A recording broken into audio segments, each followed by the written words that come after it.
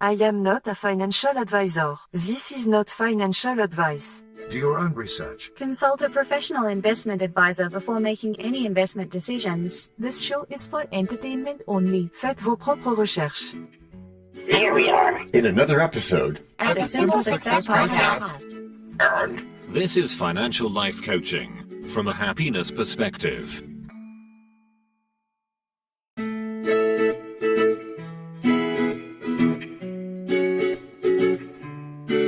Previously on Simple Success. First, reacting emotionally in the moment often causes more damage than the numbers themselves. So you're saying that the pause matters more than having the perfect spreadsheet ready? Yes. Yes, because disciplined communication allows... And now, just like with a previously on thing on TV, we take you directly to this week's episode. Anything is possible. Welcome to episode 267 of our Simple Success Podcast. In this production, in Act 1, we cheerfully attempt to explain everything and accidentally explain ourselves into a corner.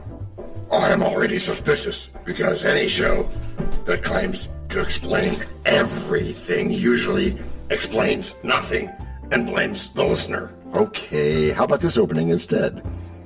Welcome to Act 1 of episode 267, where we bravely attempt to explain everything, which according to my balance sheet of confidence is wildly over-leveraged.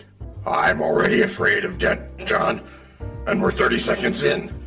This feels like a bear market for clarity, which is why we start with baby steps instead of baby talk, because nothing scares people more than a spreadsheet that thinks it's smarter than them. My spreadsheet, it has a fixed mindset and a Gen Z stare. It judges me silently, like a board of directors that drinks craft beer. Governance. Right, Olivia. That's a governance issue, not a personal failure. And your inner chief financial officer should call a meeting. Fine, but my board of advisors is just me, my dog, and a guy on Reddit yelling, "Get out of debt," in all caps. And crowdsourced knowledge can be useful, but we still have to fact check before we eliminate any debt with a cheat code. Wait, there's no cheat code? I thought Think and Grow Rich came with a Konami sequence. I'm pretty sure that's a stretch, DT, but it does come with chess techniques for life, which beats gambling on Ponzi schemes dressed up as green investing. Yeah, that's good, because my cost-benefit analysis says my last hot market decision was crazy as a pack of blind dogs in a meat house. I love that saying, and real estate will do that, especially when crazy house prices collide with loss aversion and a vision board bought at Costco. Yeah, I glued magazine yachts to mine, and now I feel emotionally attached to depreciation.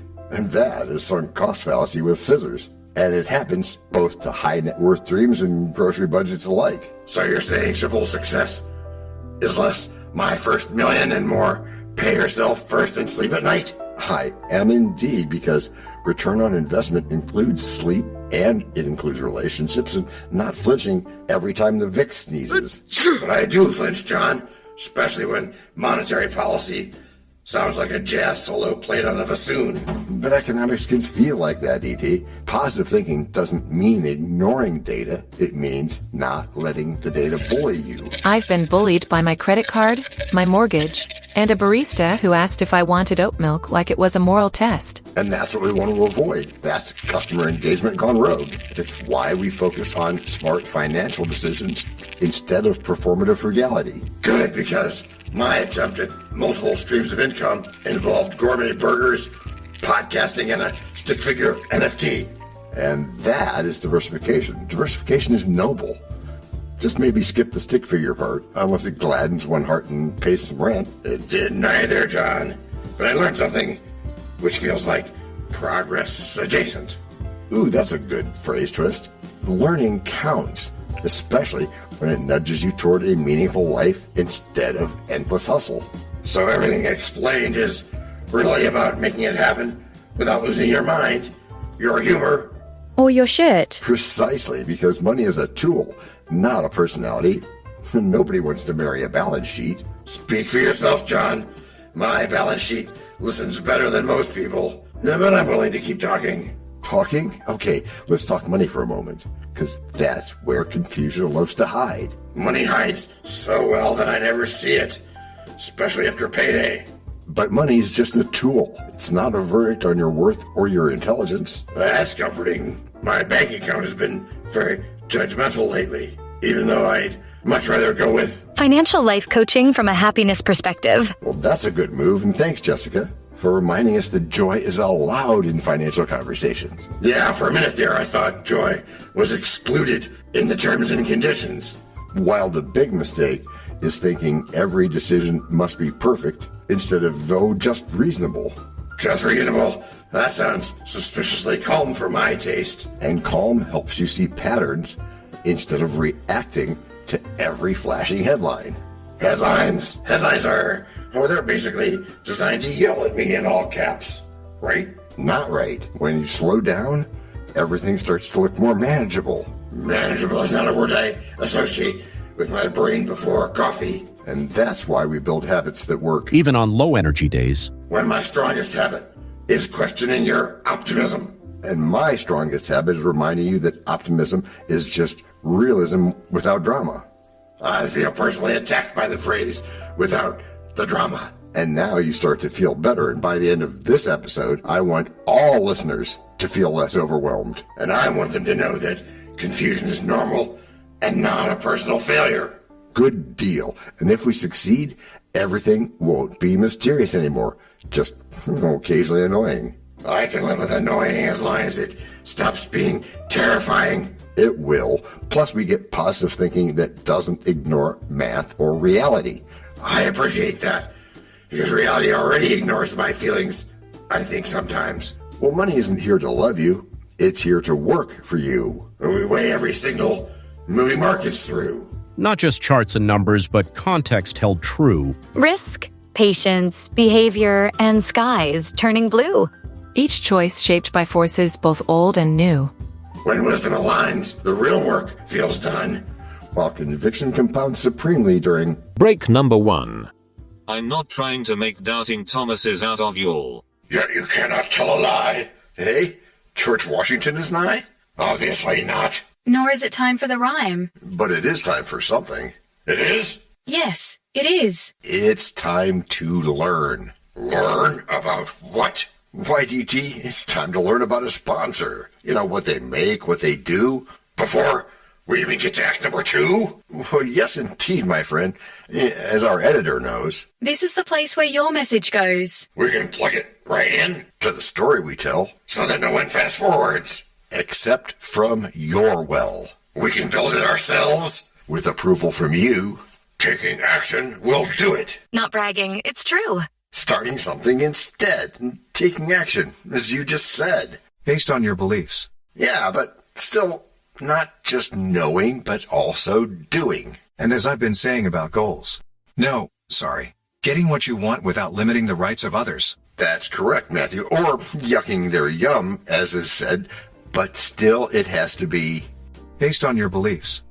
Which are that we can bravely invite an expert so John doesn't have to pretend that Harvard Business School personally texts him advice. This is a good thing. And I'm relieved already because my fear of debt spikes whenever I hear someone say, trust me. That's fair, DT. And that's why our expert guest, Stephen, is back here today, bringing real-world advice instead of motivational posters. Good, because my vision board told me I'd have my first million by Thursday, and that feels suspicious. That's a classic optimism bias mixed with loss aversion, and also a printer paper-based business plan.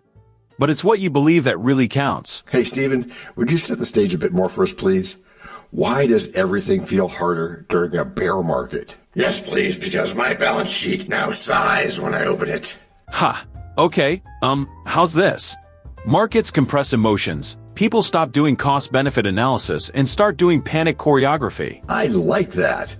And panic choreography explains a lot of what I see on social media. Especially the follow me out of debt people who look oh so very tired. Tell me about it. Debt fear is powerful, which is why baby steps work better than dramatic financial vows. So, no lightning round where everyone eliminates my debt in 60 seconds? That's disappointing. I already stretched. We're working on that. We'll be sure to let you know.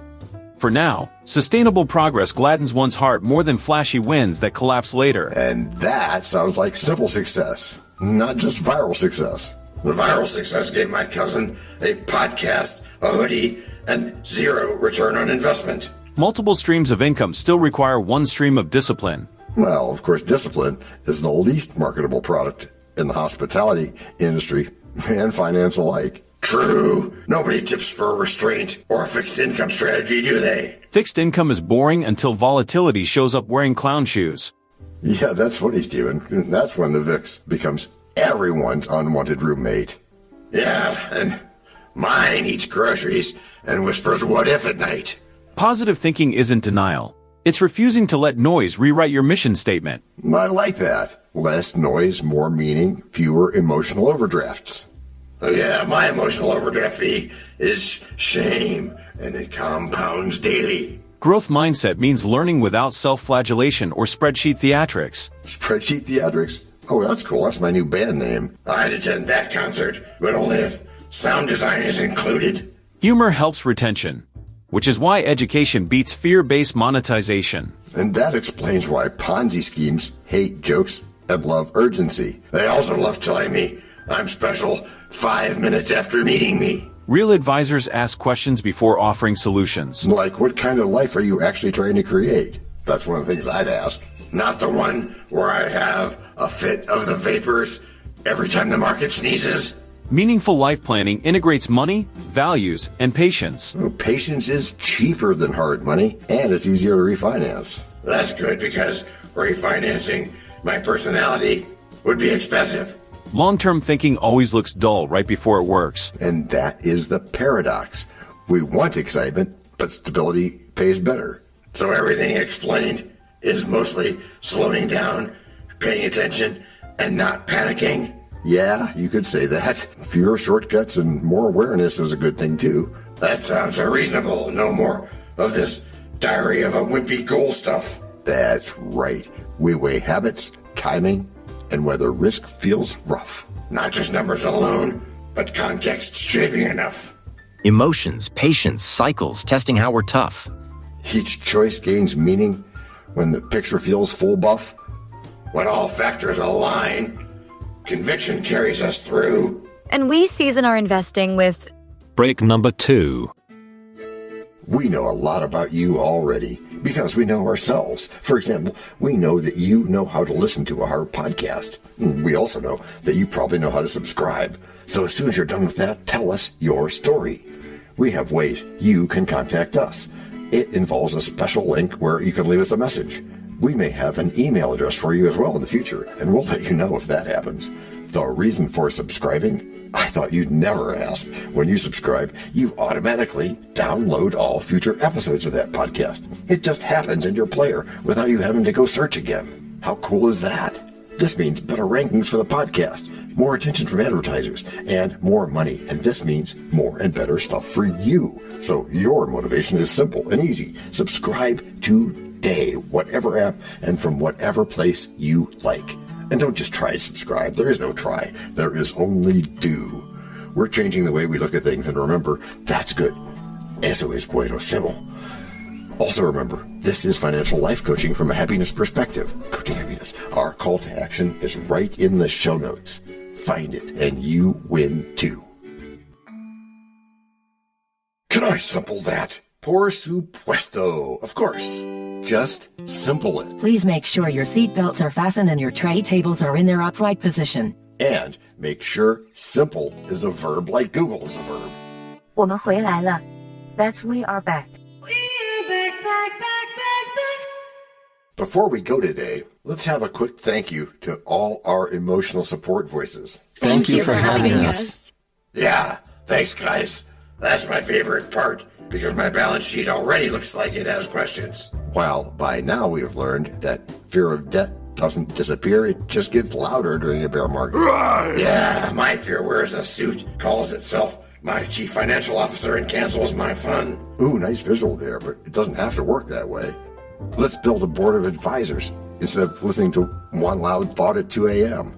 My board of directors includes panic, overconfidence, and a guy yelling, "Follow me out of debt." Yeah, you told me about that. The guy that usually skips cost-benefit analyses and goes straight to vibes. Yeah, that guy. My vibes once told me I'd reach high net worth by Friday, which felt too optimistic. Well, it's just Monday, so that's doable.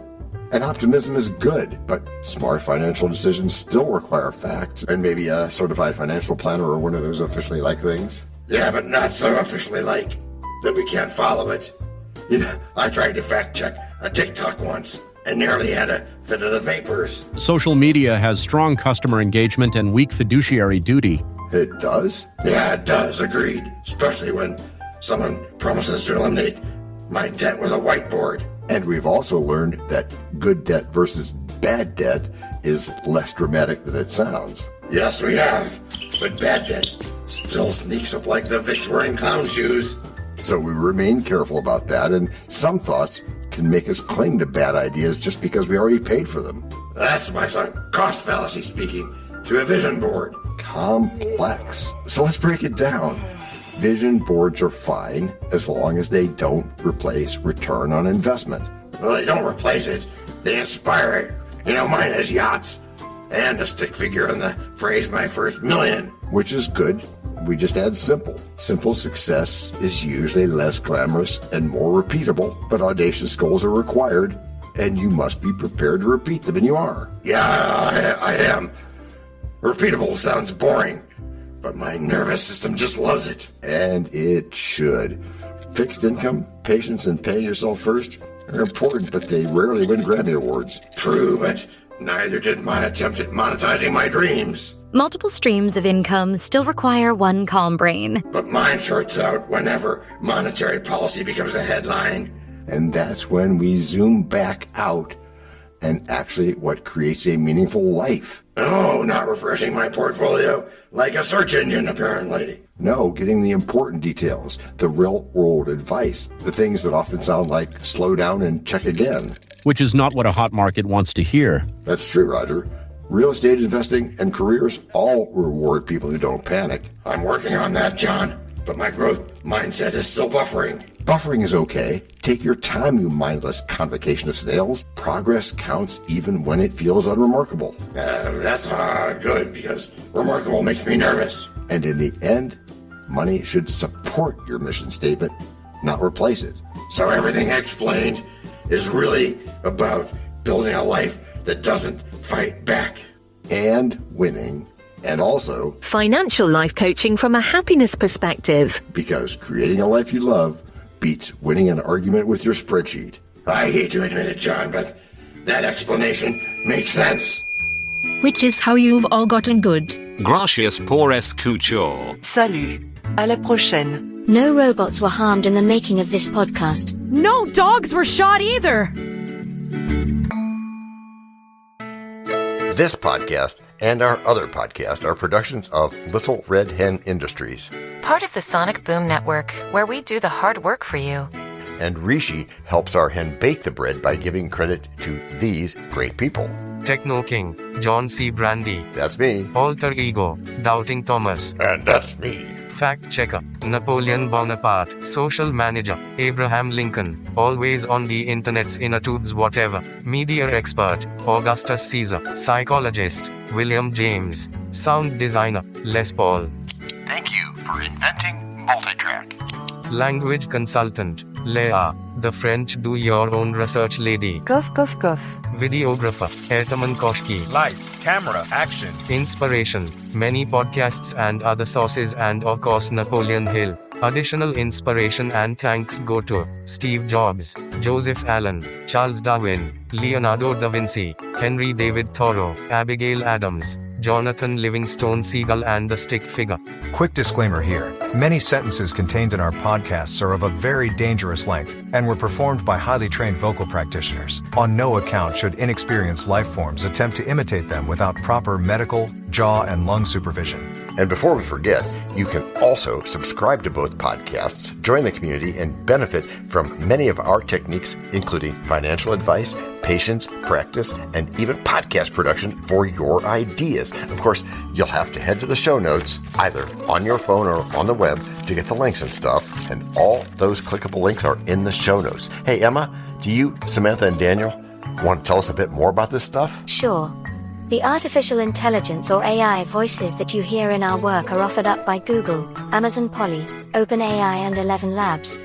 They don't sponsor us yet, but we love what they do and we just love what AI can do when lovingly crafted. Finally, you can find us through our network. We happily consider guests and consider guesting on other people's shows. That sounds like a really old school computer voice.